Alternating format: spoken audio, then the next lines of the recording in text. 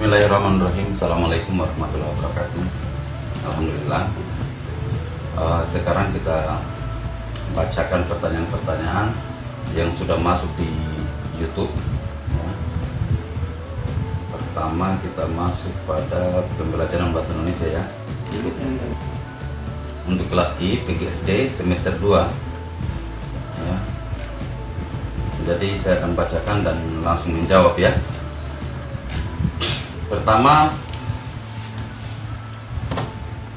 Assalamualaikum Pak, saya atas nama Vita Hasnila dari Prodi PGSD kelas I.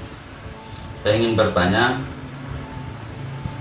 ketika kita menggunakan bahasa Indonesia, untuk sekarang penggunaan bahasa yang baik itu harus sesuai dengan EYD, ejaan yang disempurnakan.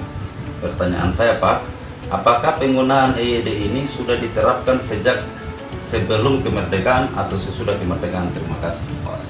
Waalaikumsalam. Dari pertanyaan ini sebenarnya ya, penggunaan bahasa Indonesia itu sesuai dengan ejaan yang disempurnakan itu sesudah kemerdekaan. Kalau sebelum kemerdekaan itu belum ada ejaan yang disempurnakan ya. Penggunaan saja komunikasi untuk bahasa sehari-hari itu masih menggunakan bahasa Melayu. Jadi ejaan yang disempurnakan itu berupa tulisan-tulisan. Misalnya seperti Soeharto itu dibaca Soeharto ya. Misalnya seperti Jenderal Sudirman itu ada D-nya Jenderal Sudirman ya. Jadi ejaan yang disempurnakan itu hanya berupa tulisan-tulisan. Selanjutnya pertanyaan kedua. Assalamualaikum Pak, saya Rahmat PGSD kelas I mau bertanya mengenai bahasa Melayu. Bahasa Melayu ini merupakan bahasa pemersatu sebelum kemerdekaan. Jadi bahasa Melayu ini merupakan bahasa yang digunakan negara Malaysia atau bahasa Melayu lain. Terima kasih Pak. Ya. Jadi bahasa Melayu ini sebenarnya penggunaannya itu bukan di Malaysia saja ya, di Kalimantan juga dan beberapa daerah sudah menggunakan bahasa Melayu itu. Mengapa menjadi bahasa pemersatu sebelum kemerdekaan?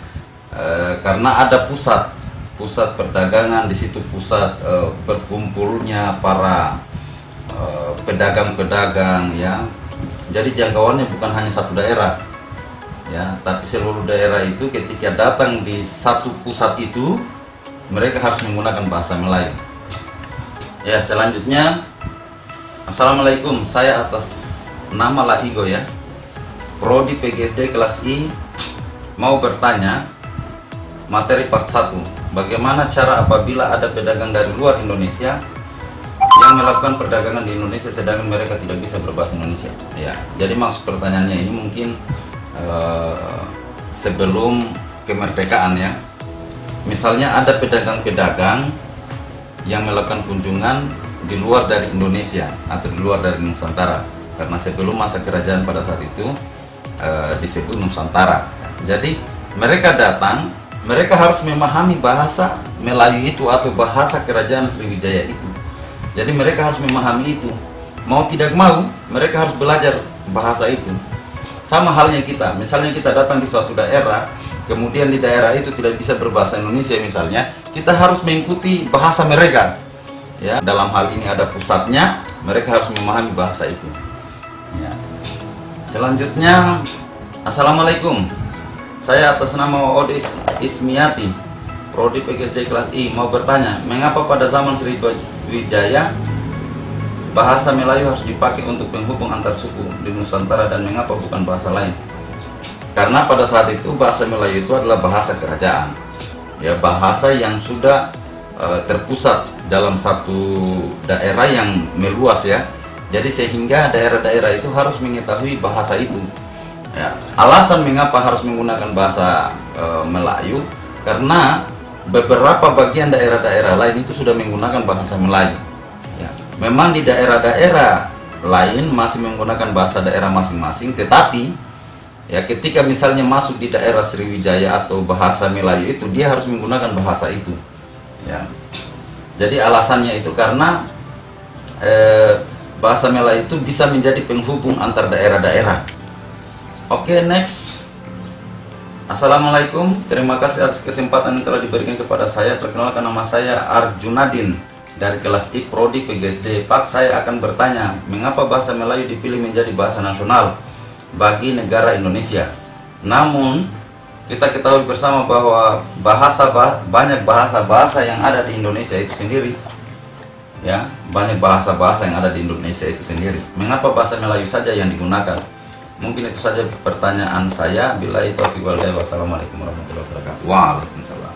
Jadi begini ya, mengapa hanya bahasa Melayu yang digunakan pada saat itu? Karena saya sudah sampaikan seperti tadi itu, bahasa Melayu itu adalah salah satu pusat atau komunitas atau tempat di mana pusat Nusantara pada saat itu, sehingga semua daerah-daerah harus mengikuti itu.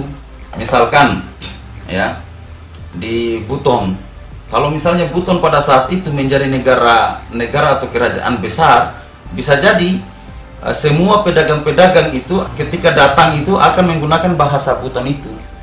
Seperti di Buton misalnya, kerajaan sultan ya, di pusatnya itu di Wolio atau di Keraton. Jadi satu pusat ini, daerah-daerah ini harus mengikuti bahasa kerajaan. Bahasa kerajaan. Jadi semua daerah-daerah, Wakatobi, kemudian Muna misalnya, atau dan bahasa daerah lain, ketika datang di kesultanan, mereka harus menggunakan bahasa Wolio. Karena bahasa Wolio itu adalah bahasa kerajaan atau bahasa kesultanan.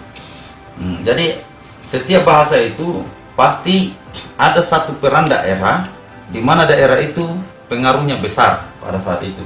Oke, untuk part 1 itu saja. Selanjutnya kita masuk pada part 2. Wa'ode Ismiati. Jadi Wa'ode Ismi ini sudah menyimak 2 video saya karena pertanyaannya sudah 2 ini. Wa'ode Ismiati. Assalamualaikum, saya atas nama Wa'ode Ismiati, Prodi PGSD kelas I. Mau bertanya, sejak kapan bahasa Indonesia ada secara formal di Indonesia? Terima kasih Pak. Jadi sebelum kemerdekaan itu sudah masih menggunakan bahasa Melayu.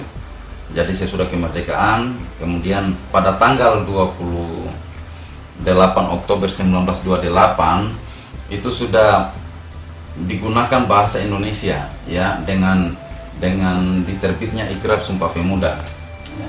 Ya, seperti saya jelaskan dalam video saya ya. Pertanyaan selanjutnya Igo Muhammad ya, Igo juga ini menyimak ya karena sudah 2 pertanyaan. Bagus. Assalamualaikum, saya atas nama Laigo, Prodi PGSD kelas I. Seperti yang kita ketahui bersama tentang kedudukan bahasa Indonesia sebagai bahasa nasional yang memiliki fungsi, yaitu bahasa Indonesia sebagai alat komunikasi. Pertanyaan saya, apabila ada orang tua keluar kampung misalnya di kota Bogor, sedangkan orang tua kita itu awam atau tidak bisa berbahasa Indonesia, dan secara langsung mereka akan kesulitan berkomunikasi. Jadi bagaimana hubungannya dengan fungsi bahasa Indonesia sebagai alat komunikasi? Pertama yang harus dipahami adalah setelah diikrarkannya Sumpah Pemuda sebagai bahasa nasional, sebagai bahasa persatuan bahasa Indonesia, karena kita berada dalam lingkup negara Republik Indonesia, sehingga memang mau tidak mau harus mengetahui bahasa Indonesia itu sendiri ya. Jadi semua itu wajib mengetahui bahasa Indonesia. Nah, kemudian pertanyaannya, ada orang tua kita yang kesulitan menggunakan bahasa Indonesia. Betul ya, saya juga mengalami itu. Di kampung istri saya itu masih sulit menggunakan bahasa Indonesia. Tetapi dalam hal ini, ketika kita berkomunikasi, kita saling memahami. Jadi ada penerjemah ya, ada penerjemahnya. Itu juga kondisinya tidak bisa kita pungkiri bahwa ketika misalnya ada yang belum bisa menggunakan bahasa Indonesia, ya kita harus pahami saja ya, bukan berarti kita menekan atau misalnya kita harus mengusahakan dia pintar bahasa Indonesia, tidak. Tetapi minimal tidak, kita bisa memahami kondisi orang tua atau orang tua yang tidak bisa menggunakan bahasa Indonesia. Tetapi kita juga harus bisa memberikan pemahaman bahwa ketika sudah di luar daerah, kita harus menggunakan bahasa Indonesia. Jadi fix ya, semua di negara Indonesia ini harus pintar berbahasa Indonesia ya, mau tidak mau harus pintar berbahasa Indonesia. Untuk pertanyaan-pertanyaan pembelajaran bahasa Indonesia, saya kira cukup ya. Nanti kita masuk pada video berikutnya lagi. Jadi selalu simak video-video saya di channel Belajar Kreatif. Jadi channel Belajar Kreatif ini kita sampai pada tahap persoalan perkembangan isu COVID-19 ini. Jadi semua harus memahami kondisi pembelajaran kita harus berkreasi dengan online ya. Jadi kita harus bisa saling memahami. Kami juga sebagai dosen selalu berupaya untuk memberikan yang terbaik bagi mahasiswa. Saya kira itu saja. Saya akhiri. Fastabiqul khairat. Assalamualaikum warahmatullahi wabarakatuh.